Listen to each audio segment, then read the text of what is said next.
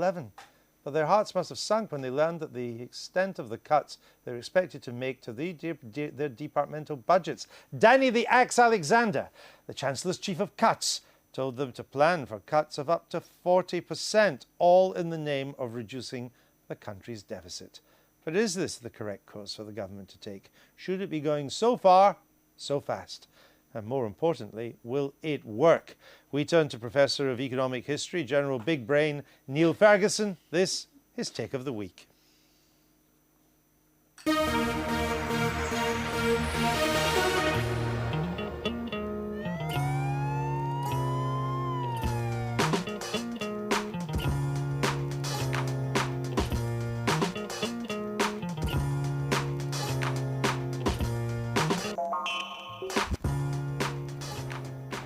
George Osborne has crossed the Rubicon, well, the River Thames.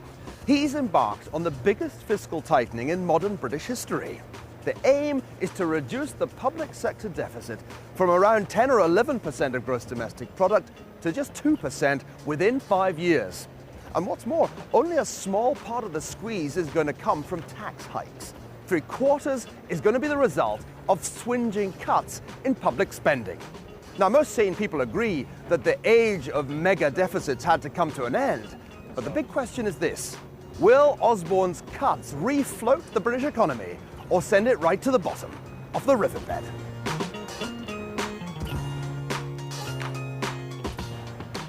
There's one key variable, and that's confidence. The government says it wants to shift job creation from the public sector to the private sector, but that's only going to happen if business confidence and consumer confidence pick up. Here's the bad news.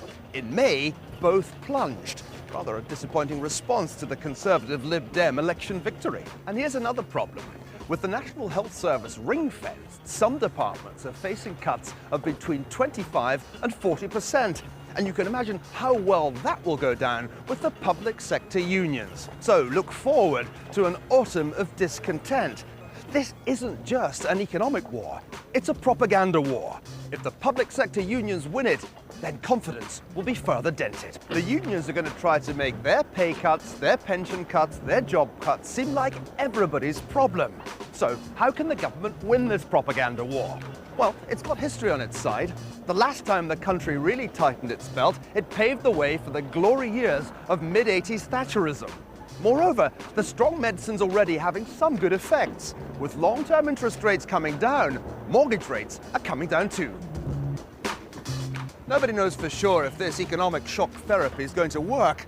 A lot more still needs to be done to rebuild business and consumer confidence. But here's a tip for George Osborne and for David Cameron. Drop that word austerity.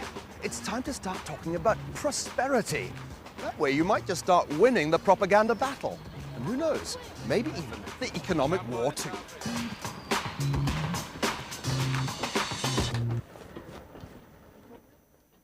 Niall Ferguson on the former wobbly bridge into our little wobbly studio here in Westminster. Welcome to the programme. Nice to be back. Bit hard to talk about prosperity when you're trying to put through 40% cuts in spending.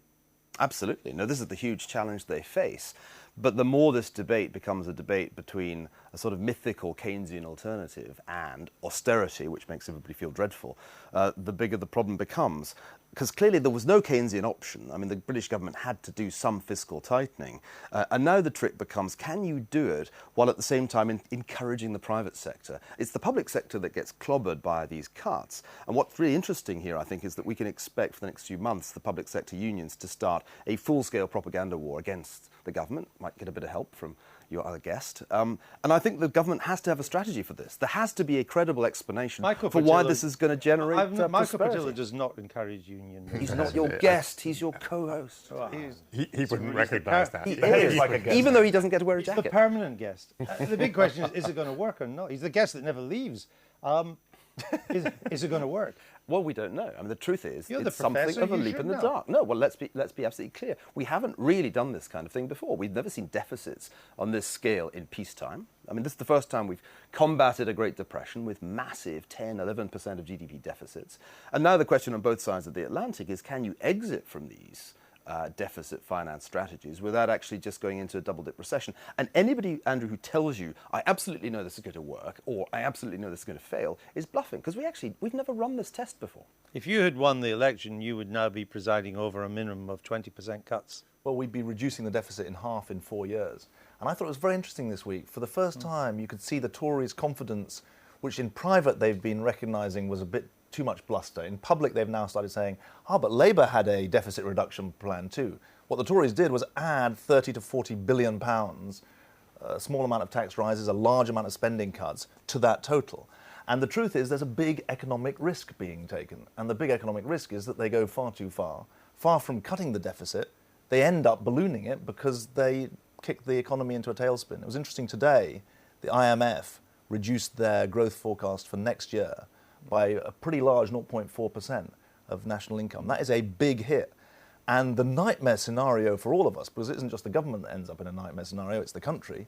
The nightmare scenario is that that growth goes down, the structural deficit that they've said is the key indicator goes up, and they've given themselves no room for manoeuvre. They've said they're going to eliminate the structural deficit by the end of the Parliament.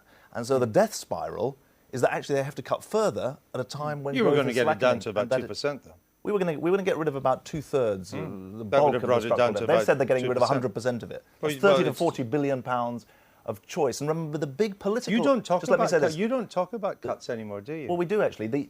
So what would you be cutting now? We've said that we'd have to cut very significantly in capital spending. We'd have You to had halve it as a already share announced of that. national income. But just to make the what would point, you the cut? big political argument is this unavoidable? Because the Tories are saying, look, we've got no choice on this. This is an unavoidable package that we put together. Or the element of discretion that Niall has rightly highlighted in his programme, in his little piece, the 30 to 40 billion pounds of extra spending, of extra cutting, is that actually going to tip the economy in a very, very dangerous direction? You made that point. Is the government going too far, too fast? Well, we'll see. I think the government is guided by the belief, firstly, that there's been what's known as crowding out. In other words, the huge expansion of the public sector has made it difficult for the private sector to succeed. And secondly, it believes that confidence is at the heart of all this, and that for as long as it was unclear how and when and with what degree of courage the government would sort out the deficit, then confidence wasn't going to return. And so what they believe is that now that there is a very clear plan, that confidence will return. People, and you can see that to some extent in the bond markets. You can see that it's very easy now to finance the deficit. You can see it in the sterling exchange rate. Which is rising against the dollar and the euro. Sterling is a popular currency to be in at the moment. But also, I mean, it's perfectly right what everybody's saying, that we don't know whether this will succeed. And of course, not everything is yet done. I mean, what there is a plan for 5 years. And if after 2 years it looks as if you're doing too much, well, you might do a little bit less. On the other hand, if the economy is growing more than you think, then you may not have to do as much. Well, what about David In fairness to George Miliband's Osborne, the tightening doesn't really kick in next year. It's actually really rather backloaded. So I think the key point here is the difference between address his point. So the big difference, I think, between what Labour would be doing now if they'd won and what's happening now is that there's a much more concerted effort to shift the emphasis from the public sector to the private sector. The additional cuts are partly, I think, because George Osborne really does believe, and I agree with him, that the public sector became bloated under Labour, and that in order to generate confidence in the private sector, you have to really signal that this is a big change of direction. And I think that signal could come off. Remember what a radical shock it was in 1979 through into the early 80s, where we totally changed the direction of economic policy. Labour had begun to do it. In that sense, you know, crises make even the Labour Party fiscally conservative.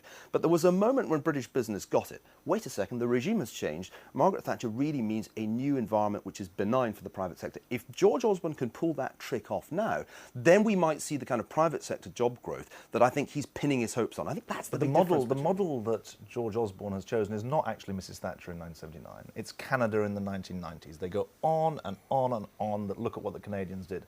Now, the big difference is that Canada has a massive border with the US, and in the 1990s, Canada was benefiting from the Clinton boom. What George Osborne is doing is making this choice at a time when Europe, 55% of our trade, is doing massive cuts as well. And this is where the Bank of England comes in, because, Andrew, your point, which I think we need to emphasise here, is that the strength of sterling is not, in fact, good news for this strategy. In fact, in just the same way that the early Thatcher governments had to be very wary of tightening so much that they strengthened sterling and actually put many more people out of work. Well, there was a petrol pound in the early Thatcher years. It got up to 240. Exactly. And so I think we really need Mervyn King to do his piece here.